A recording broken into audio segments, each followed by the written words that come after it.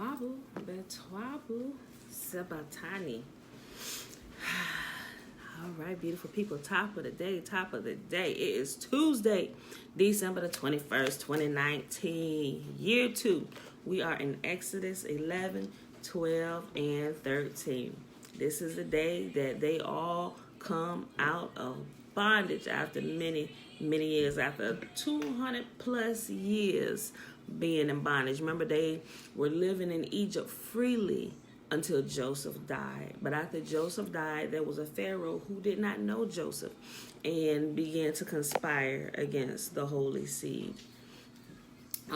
So for about, if you go in there, you look at the time markers from the time Joseph died to the time they actually left out, they were actually in bondage there a little over 200 years, where they were in actual hard bondage. So when you talk about the 400 years of slavery that Yahuwah tells Abana or Abraham about in Genesis chapter 15, verse 12, that is not it. Because, like I said, if you do the calculations from the time Joseph died to the time the new Pharaoh or the new king took over and made the children of Yisrael or Israel serve with rigor, it was a little over 200 years, not 400. All right, y'all.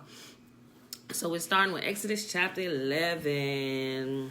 The firstborns have got to die because they're killing y'all's firstborn. So let's get started. Exodus chapter 11. And Yahuwah said unto Massa, or Moses, or if you live over in the Saudi Arabia area, they call him Musha or Musa, but it's Moses. And Yahuwah said unto Massa, yet will I bring one more plague upon Pharaoh and upon Egypt. Afterwards he will let you go hence, and when he shall let you go, he shall surely thrust you out hence altogether. Speak now in the ears of the people, and let every man borrow of his neighbor, and every woman of her neighbor, jewels of silver and jewels of gold. And Yahuwah gave the people favor in the sight of the Egyptians. Moreover, the man Musha was very great in the land of Egypt, in the sight of Pharaoh's servants, and in the sight of the people. And And Massa said, thus saith Yahuwah, about midnight will I go out into the midst of Egypt, and all the firstborn in the land of Egypt shall die, from the firstborn of Pharaoh that sitteth upon his throne, even unto the firstborn of the maidservants that is behind the mill, and all the firstborn of the beasts. And there shall be a great cry throughout all the land of Egypt, such as there was none like it, nor shall be like it any more. But against any of the children of Yisrael shall not a dog move his tongue against the man or beast, that ye may know how that Yahuwah doth put a difference between the Egyptians and Yisrael. And all these thy servants shall come down unto me, and bow down themselves unto me, saying, get thee out, and all the people that follow thee, and after that I will go out. And he went out from Pharaoh in great anger. And Yahuwah said unto Massa, Pharaoh shall not hearken unto you, that my wonders may be multiplied in the land of Egypt. And Massa and Aaron did all these wonders before Pharaoh. And Yahuwah hardened Pharaoh's heart, so that he would not let the children of Yisrael go out of his land. Exodus chapter 12.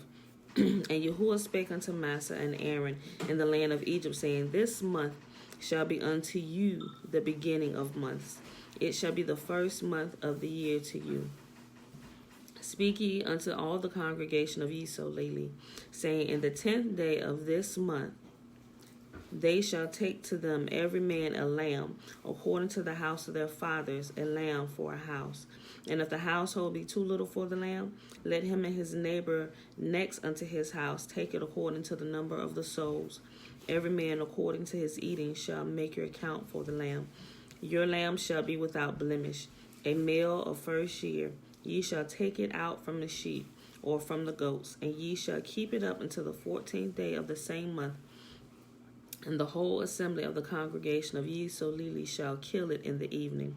And they shall take the blood and strike it on the 2 side posts and on the upper door posts of the house wherein they shall eat it. And they shall eat the flesh in that night, roasted with fire and unleavened bread, and with bitter herbs they shall eat it. Eat not of it raw, nor sodding at all with water, but roast with fire his head with his legs, and with the purtenance thereof.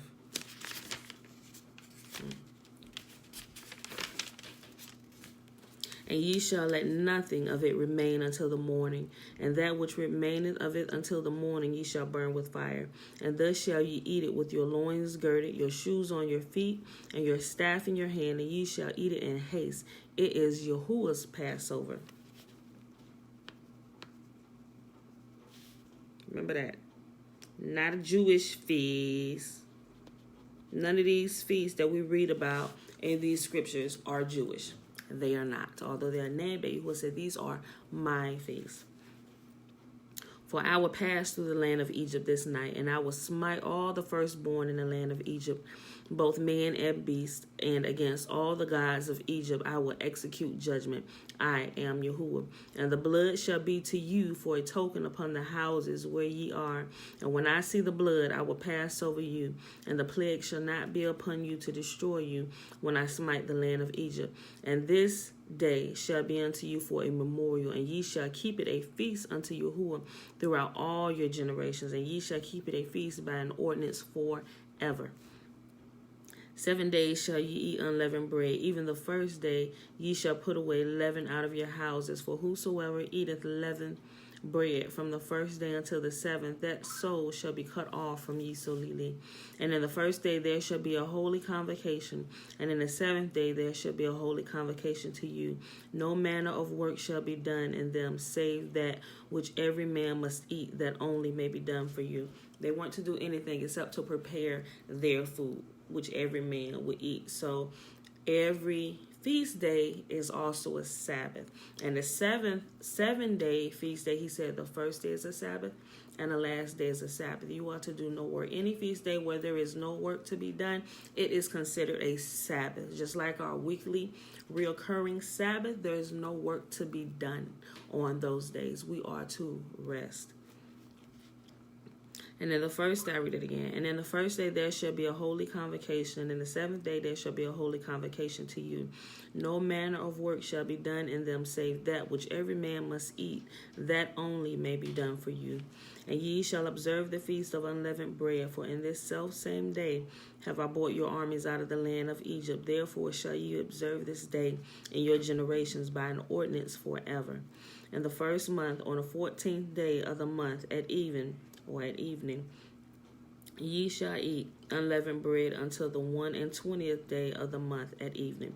7 days shall there be no leaven found in your houses.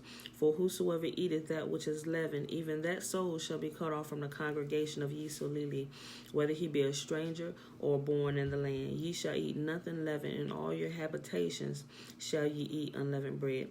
The master called out for the elders of ye solely, and said unto them, Draw out and take you a lamb according to your families, and kill the Passover. And ye shall take a bunch of hyssop, and dip it in the blood that is in the basin, and strike the lintel and the 2 side posts with the blood that is in the basin. And none of you shall go out of that door of his house until the morning. And Yahuwah will pass through to smite the Egyptians. And when he seeth the blood upon the lintel and on the 2 side posts, Yahuwah will pass over the door, and will not suffer the destroyer to come into your houses to smite you. And ye shall observe this thing for an ordinance to thee and to thy sons forever. And it shall come to pass, when ye come to the land which Yahuwah will give you, according as he hath promised, that ye shall keep this service. And it shall come to pass when your children shall say unto you, What mean ye by this service? Or what does this mean? That ye shall say, It is the sacrifice of Yahuwah's Passover, who passed over the houses of the children of ye solely in Egypt, when he smote the Egyptians and delivered our houses. And the people bowed the head and worshipped. And the children of ye solely went away and did as Yahuwah had commanded Massa and Aaron. So they did. And it came to pass that at midnight Yahuwah smote all the firstborn in the land of Egypt, from the firstborn of Pharaoh that sat on his throne unto the firstborn of the captive that was in the dungeon, and all the firstborn of cattle. And Pharaoh rose up in the night, he and all his servants, and all the Egyptians. Are they upstairs? And check your jacket. And Pharaoh rose up in the night, he and all his servants and all the Egyptians, and there was a great cry in Egypt, for there was not a house where there was not one dead. And he called for Massa and Aaron by night and said, Rise up and get you forth from among my people, and ye and the children of Yisrael, and go serve Yahuwah as ye have said. Also take your flocks and your herds as ye have said, and be gone, and bless me also. And the Egyptians were urgent upon the people that they might send them out of the land in haste, for they said, We will all be dead men.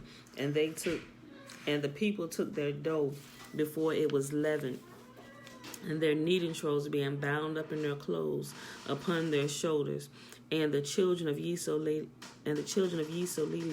did according to the word of Massa, and they borrowed of the Egyptians jewels of silver and jewels of gold and raiment. And Yahuwah gave the people favor in the sight of the Egyptians, so that they lent unto them such things as they required, and they spoiled the Egyptians. And the children of Yisrael journeyed from Ramses to Sukkah, about 600,000 on foot that were men, besides children. And a mixed multitude went up also with them, and flocks and herds, even very much cattle. And they baked unleavened cakes of the dough which they brought forth out of Egypt, for it was not leavened, because they were thrust out of Egypt and could not tarry, neither had they prepared for themselves any victual. Now the sojourning of the children of Yisrael who dwelt in Egypt. Right. Okay, love you too. Now the sojourning of the children of Yisrael who dwelt in Egypt was 430 years. Now mind you, it said the sojourning, this includes the entire time they were in Egypt. They were in Egypt 430 years. Remember when the famine came, the dream that Joseph interpreted and everything when his family came up. So that began the count of the time that they were in Egypt. So they were in Egypt for about 200 and something years before they were actually put in bondage. And then they were in bondage for a little over 200 years, which made their total time in Egypt. Half the time they were there, they were not in bondage, but the latter end of the time that they were there, where they were made to serve with rigor according to the Pharaoh, was a little over 200 years. But the total time that they were there, that they sojourned in the land of Egypt, was a total of 430 years. And it came to pass at the end of the 430 years, even the selfsame day, it came to pass that all the hosts of Yahuwah went out of the land of Egypt. It is a night to be much observed unto Yahuwah for bringing them out of the land of Egypt. This is that night of Yahuwah to be observed of all the children of Yisrael in their generations.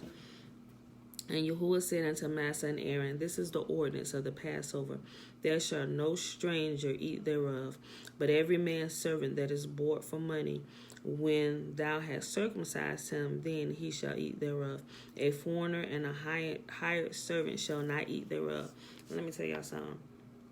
People are not really practicing this how Yahuwah set it out. Only the children of Yisrael are to eat of the Passover, not the stranger or the sojourner among us. You got people, we having Passover. Invite your family, invite your friends. I mean, you inviting anybody. What are y'all doing? Y'all not even keeping it appropriately anyway. So I just want to bring that out. I'm going to leave that there.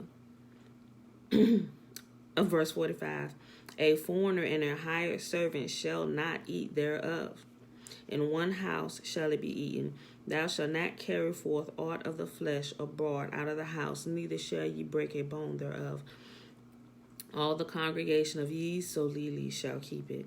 And when a stranger shall sojourn with thee, and will keep the Passover of Yahuwah, let all his males be circumcised, and then let him come near and keep it. And he shall be as one that is born in the land, for no uncircumcised person shall eat thereof.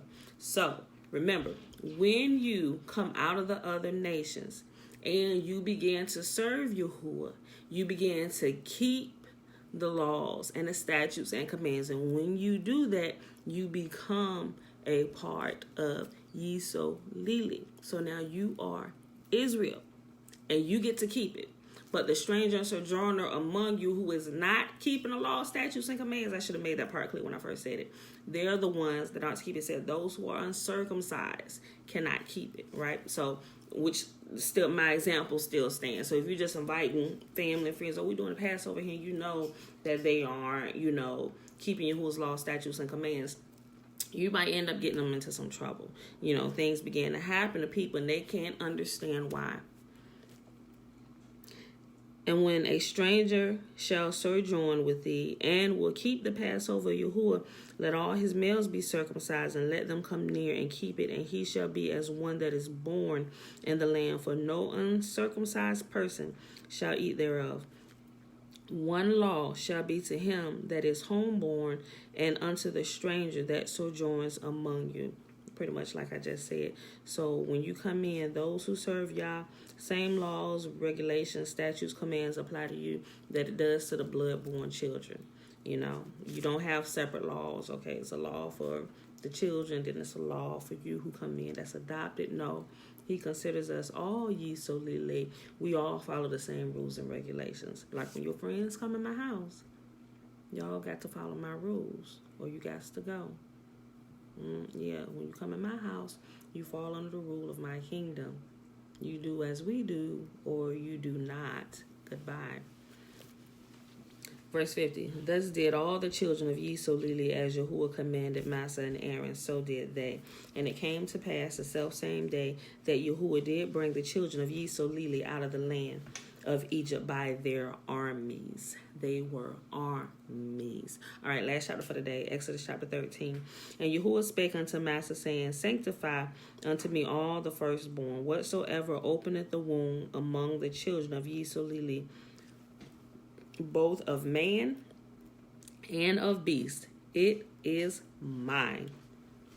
You know what? When I read this, and some Bibles, they're beginning to change womb until matrix. So in some of the newer Bibles, this is a really old Bible that I have. You can tell how old it is, right? This is a real old KJV version Bible. Like it's you can barely read the words on the outside. But I've had this Bible, shucks. I think this is the same Bible that I had when I was growing up. I think this is that one.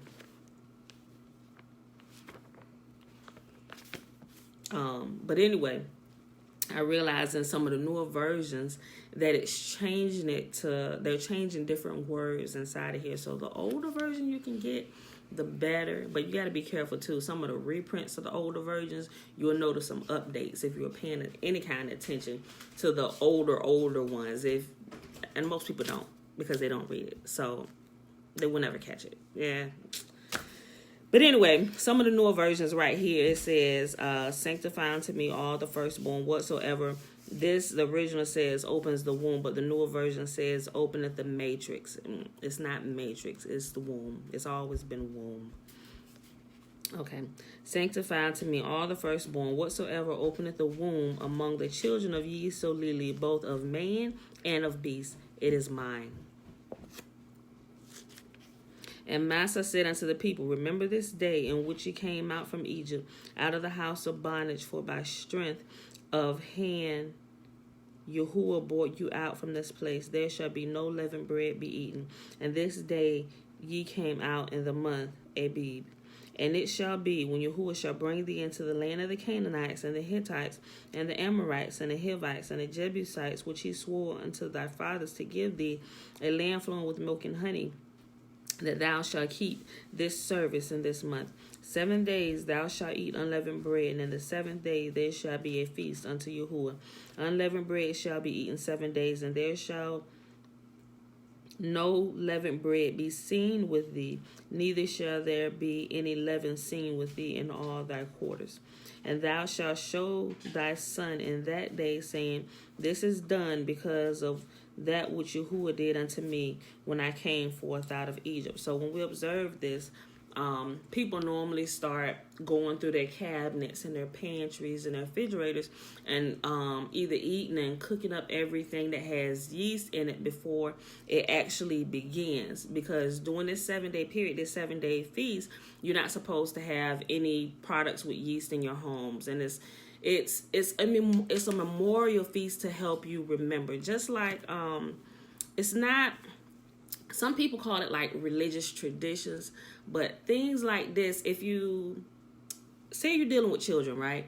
If you have children and you want them to remember something, sometimes we tell them stories, or we actually have them participate in something, and they do this action which helps them remember what this means. It's the same thing. Well, to practice is a memorial feast to help us remember what Yahuwah did for us. You know, it better helps them to remember the story of what happened back then. So people will begin removing products with leaven and yeast in their house, and some people just give it away to their neighbors or friends who don't practice the feast. You know, some people give it away to shelters or food pantries and stuff. Some people just throw it away.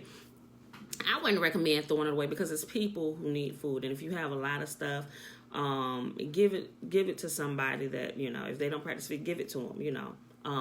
But some people will cook it up, you know, and some people, they'll just kind of grocery shop, and those are ones that are really disciplined. They'll grocery shop and they can time what they cook. I ain't there yet, but because I got to go through and pull stuff out. But they'll go through and they'll time it to where when the feast begins, all the yeast and leavened products are out of the house. You got to check seasonings too. Seasonings have yeast products and leavening products as well. But like I said, it's simply an act.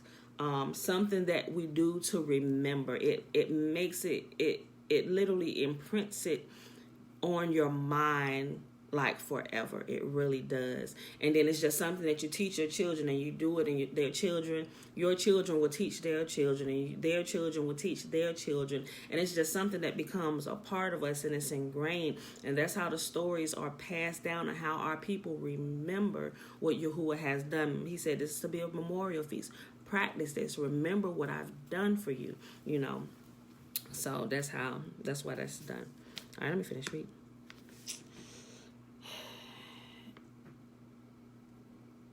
Verse 10, chapter 13 of Exodus.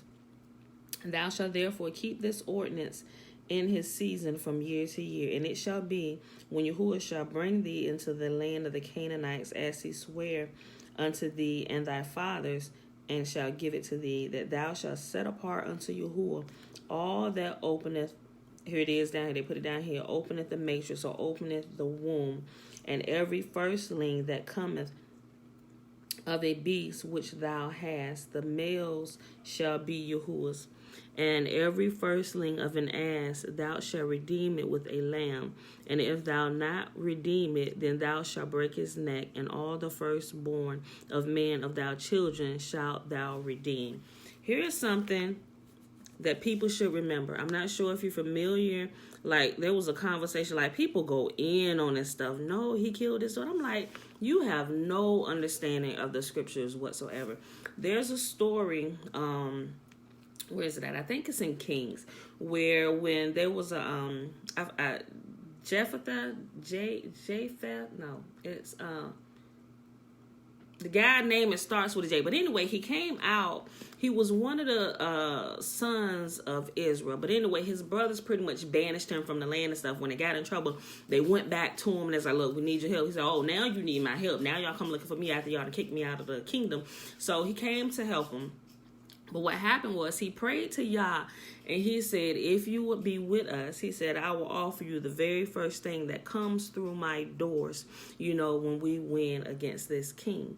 You know, so he made that vow to Yah, and it's taught wrong. Some people teach it right, and the ones that teach it right understand what we just read here when Yahuwah says, what is offered to him. He said, if you offer, when the firstborn, the sons are offered, when the humans who are offered to me, they are to be redeemed.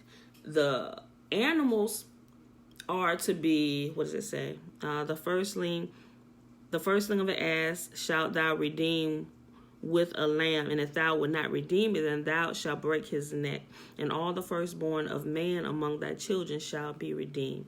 Right? So if it's a animal, you sacrifice it, you redeem it with lamb and all that good stuff. But if it's a human being, a child, a firstborn, He is to be set apart. He's set apart unto Yah, just like Samuel was set apart. And his mother prayed for him, I'll give him right back to you. So when he was weaned, he was set apart, and he served in Yahuwah's temple all the days of his life. We know Samuel was a great prophet. So those who are redeemed are dedicated to him. And also, if you read that, people tend to skip over that when you read it. So when he came back, and the first thing after they won the war back here in Kings, when he came home, the first thing that came through his doors was his only child, his daughter. And he literally broke down. He said, "Oh, my daughter, you have brought," he pretty much said, "You have pretty much brought total devastation to me," because imagine his daughter was a virgin. So if you listen to the conversation that they had, she said, "Father, whatever vow you've made unto Yah, then carry out that vow, but give me 2 months so I can go and bewail my virginity."